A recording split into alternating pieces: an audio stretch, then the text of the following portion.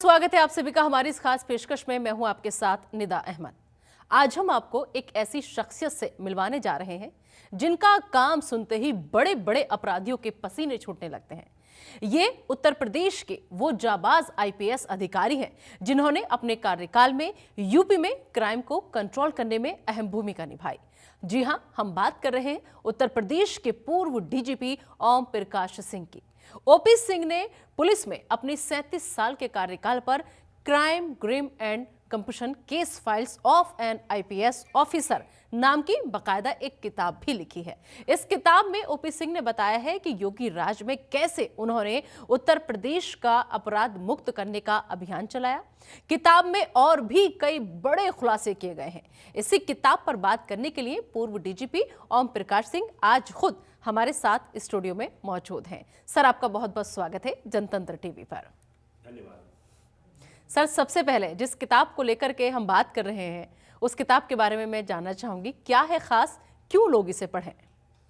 जी, मैं कह रहा था कि इस किताब को मैं अपने संस्करण के रूप में लिखा हूँ और क्राइम ग्राइम एंड गमशम मेरे बाल्यकाल अवस्था से लेकर 37 वर्षों की जो पुलिस अवधि रही है, पुलिस नौकरी रही है, उसके बारे में मैंने इसमें लिखा है।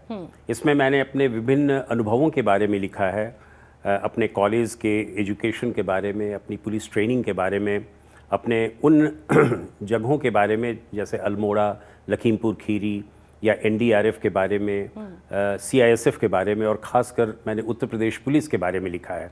और ये दर्शाने की कोशिश की है कि एक पुलिस ऑफिसर के रूप में जितने भी हमारे अनुभव होते हैं, जितने भी हमारी एक्सपीरियंसों का निचोड़ होता है, उसको हम किस प्रकार क्रमबद्ध करके हम एक किताब के रूप में लिख सकते हैं।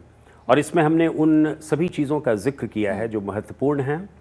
जैसे स्टेट गेस्ट हाउस के बारे में मैंने लिखा है, लखीमपुर खीरी के सिख मिलिटेंसी के बारे में लिखा है कि किस प्रकार हम लोगों ने पुलिस का दबाव बनाकर और एक बहुत ही इफ़ेक्टिव एडमिनिस्ट्रेशन के द्वारा, पुलिस एडमिनिस्ट्रेशन के द्वारा हमने वहाँ पे सिख मिलिटेंसी को ख़त्म किया जी। उसके बाद हमने एनडीआरएफ के बारे में लिखा कि किस प्रकार नेशनल डिज़ास्टर रिस्पांस फोर्स, जो एक पूरे देश की एक बहुत ही प्रीमियर ऑर्गेनाइजेशन है, उसने जो है ह्यूमैनिटेरियन असिस्टेंस, ह्यूमैनिटेरियन सर्विसेज किया है।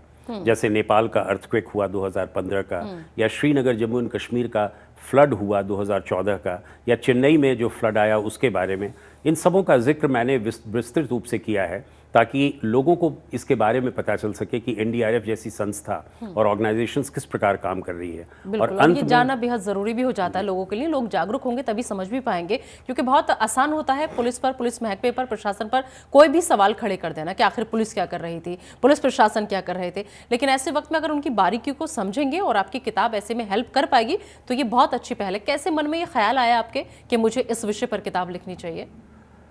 ये बहुत ही अच्छा प्रश्न है और ये अक्सर लोग मुझसे पूछते हैं कि आफ्टर ऑल क्या ज़रूरत पड़ी और क्यों आपने किससे प्रेरणा ली और क्यों आपको ज़रूरत पड़ी ये किताब लिखने की। देखिए, मैं बिहार प्रांत से आया हूँ और बिहार एक बहुत ही विस्तृत राज्य है जहाँ की जनसंख्या जो है वो गरीबी में भी रहती है और अशिक्षा में भी रहती है। वहाँ हमने देखा कि सिविल एडमिनिस्ट्रेशन का क्या रोल है, क्या उसकी भूमिका है। हमने वहीं से पढ़ाई शुरू की, वहीं पे मैंने इंटरमीडिएट साइंस किया और मैंने देखा कि ब्यूरोक्रेसी और पुलिस एडमिनिस्ट्रेशन की एक अहम भूमिका होती है। और तभी से मेरे मन में आया कि अगर समाज में कुछ भी करना है तो एक ब्यूरोक्रेसी का अंग बनकर एक पुलिस ऑफिसर के रूप में करने से शायद आप ज़्यादा से ज़्यादा लोगों को लाभान्वित कर सकें और देश की सेवा कर सकें। और उसके बाद कई और भी ख्याल आए और मैंने देखा कि उत्तर भारत में पुलिस प्रशासन का एक बहुत ही इनग्रेन्ड वे में, बहुत ही इंट्रेंच्ड वे में रोल है, उसकी भूमिका है। तो इन सब ख्यालों के आधार पर ही मैंने आईपीएस को चयनित किया, चुना उसको, और उसके बारे में मैंने सोचा कि इसके बारे में कुछ लिखा जाए। आप तो रह चुके हैं डीजीपी, आपको अच्छा खासा अनुभव है, 37 साल का अनुभव है। तो ऐसे में जिस वक्त आप फील्ड में रहते होंगे उस वक्त अपराधियों से कहा जाता है कि जब वो आमना सामना होता है, हालांकि आपकी छवि ऐसी कि अपराधियों के खुद पसीने छूटने लगते हैं, तो जाबाज आईपीएस आपको ऐसे ही नहीं कहा जाता है। उस वक्त का कोई एक खास किस्सा जो आपको याद हो, या फिर कोई एक ऐसा खास अपराधी जिसको पकड़ने के लिए कई बार कहता है कि पुलिस के भी पसीने छूट जाते हैं? कई ऐसे दृष्टांत हैं जिसमें पुलिस के साथ हमारी मुठभेड़ हुई है और एक ऐसा मुठभेड़ जिसमें मुझे गैलेंट्री मेडल भी मिला है, जो लखीमपुर खीरी में हुआ था वर्ष 1993 में। और वो आतंकवादी जो था वो लखनऊ जेल से बाहर भाग गया था। अच्छा। और उसके बारे में पुलिस को तलाश थी उस समय।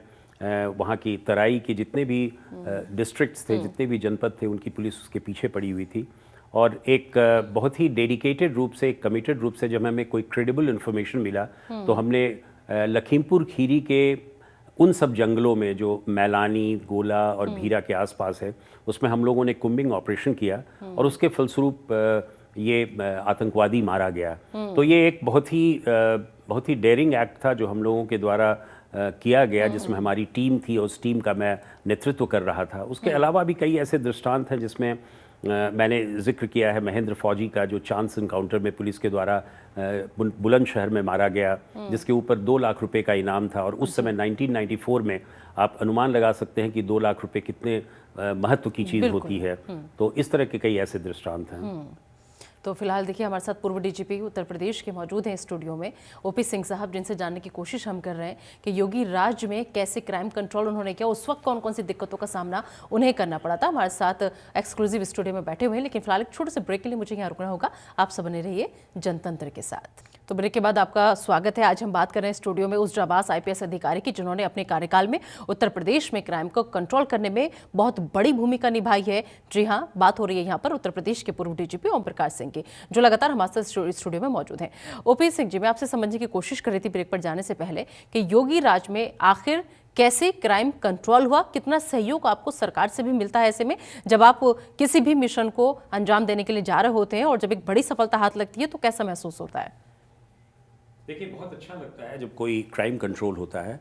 और योगी सरकार 2017 में उत्तर प्रदेश में सत्ता संभाली थी, और उसके पहले के अगर पृष्ठभूमि पर हम देखें तो आपको मालूम होगा कि 2017 के पहले उत्तर प्रदेश में एक बहुत ही पुअर लॉ एंड ऑर्डर की सिचुएशन थी।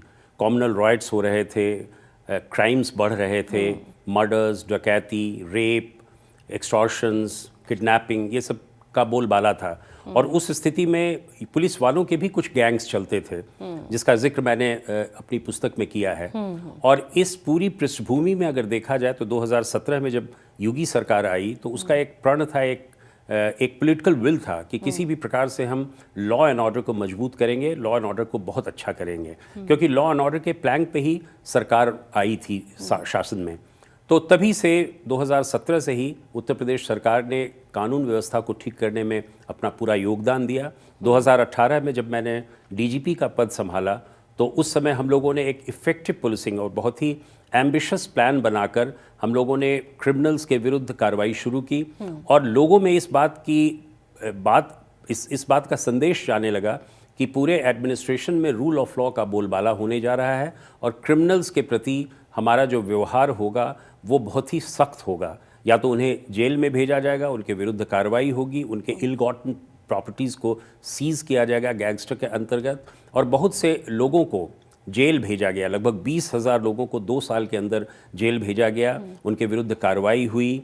और साथ ही साथ एक पुलिस महकमे में जो एक 360 डिग्री का जो डेवलपमेंट होता है कई चीज़ों में, अगर मैं बात करूं तो टेक्नोलॉजी का बहुत प्रयोग किया गया, इमरजेंसी रिस्पांस मैकेनिज्म को बहुत दुरुस्त किया गया। जो रिस्पांस टाइम 23 मिनट का होता था उस रिस्पांस टाइम को घटाकर 15 मिनट और उसके बाद घटाकर और 10 मिनट का किया गया, जो अपने आप में एक बहुत बड़ी चीज़ थी।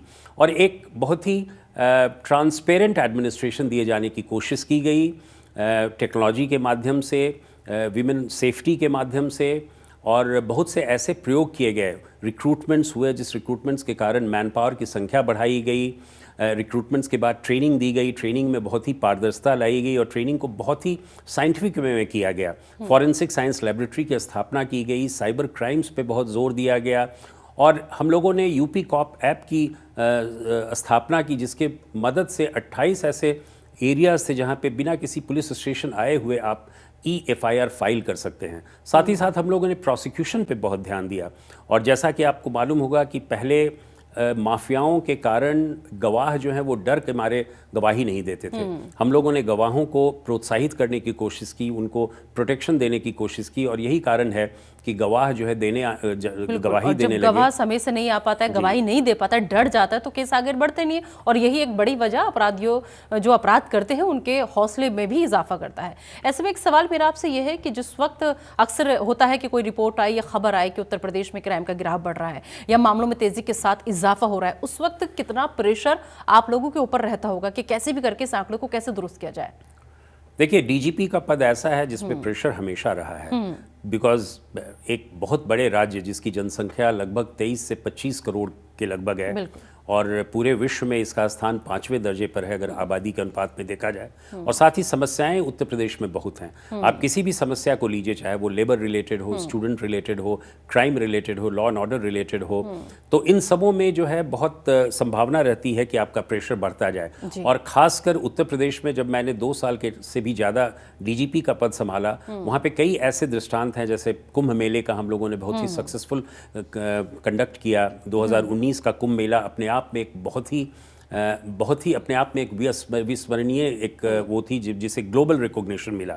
हमने पहली बार कुंभ मेला में एक बहुत ही सुरक्षित कुंभ मेला, दिव्य कुंभ मेला, अलौकिक कुंभ मेला की परिकल्पना की और उसको दिया। लोगों में एक नया उत्साह था। हम लोगों ने टेक्नोलॉजी के माध्यम से, डिजिटाइजेशन के माध्यम से कुंभ मेले को बहुत ही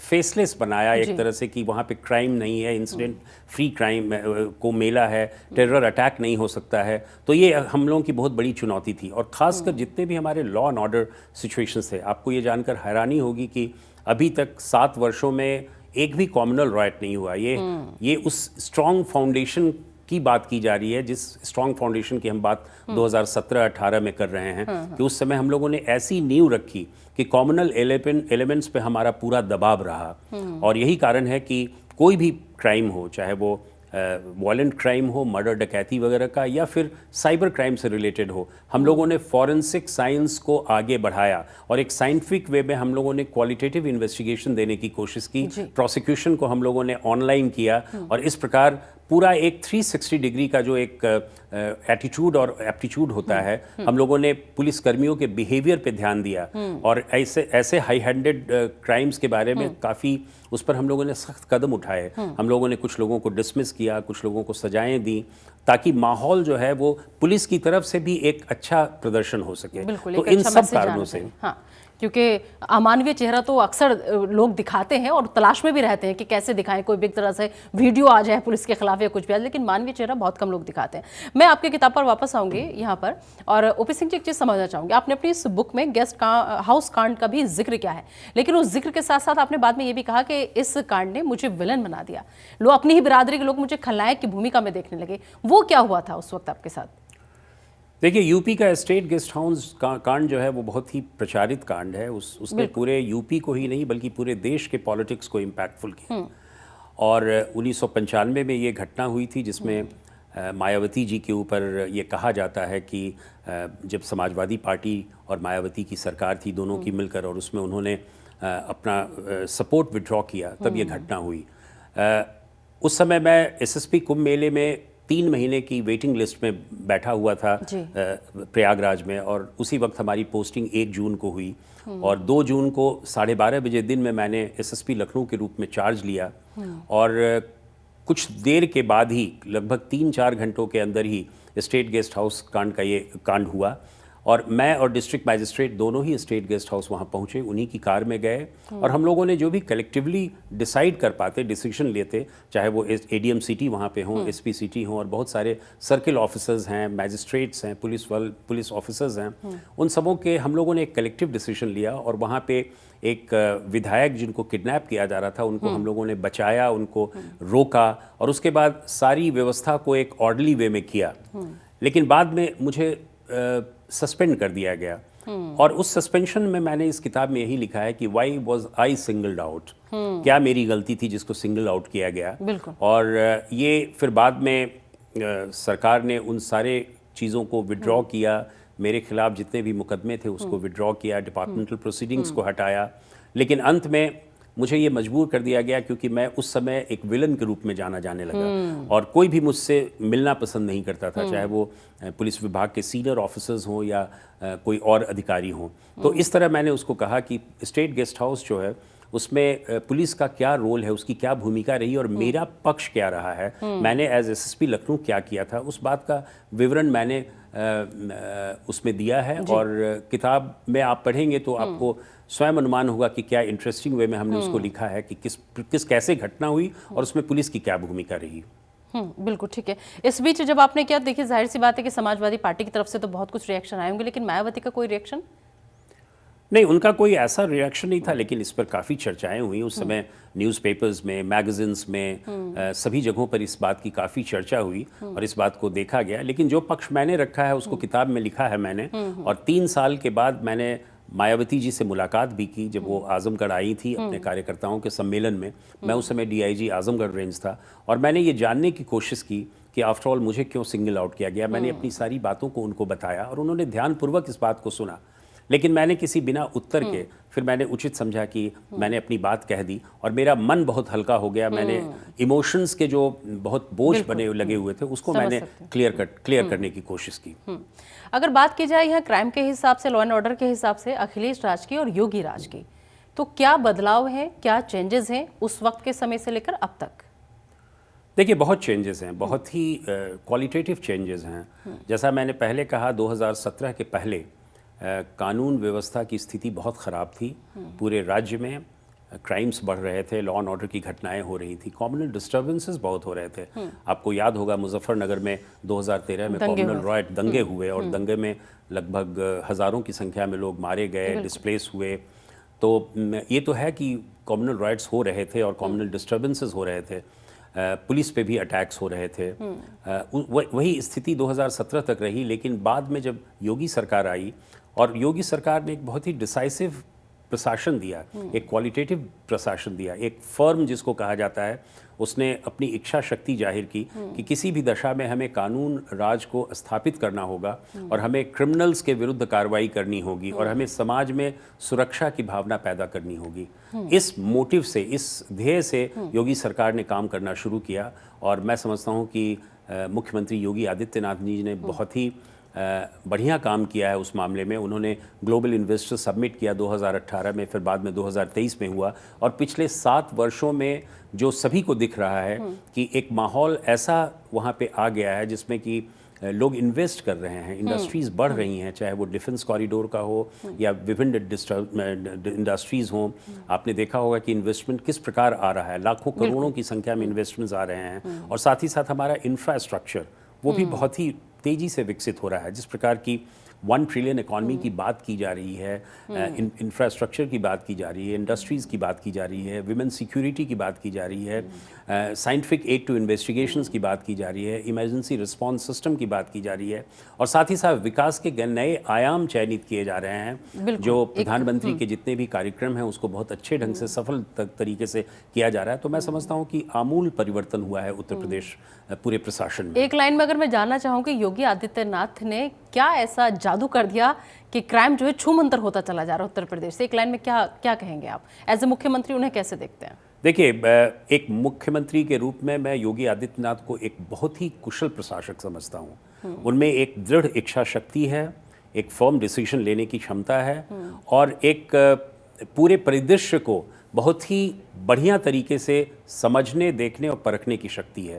तो यद्यपि उनका अनुभव बहुत कम था उस समय, वो कभी किसी मिनिस्ट्रियल कोई मंत्री पद पर नहीं रहे, मात्र मेंबर ऑफ पार्लियामेंट रहे और वो उसके बाद उन्हें मुख्यमंत्री बनाया गया।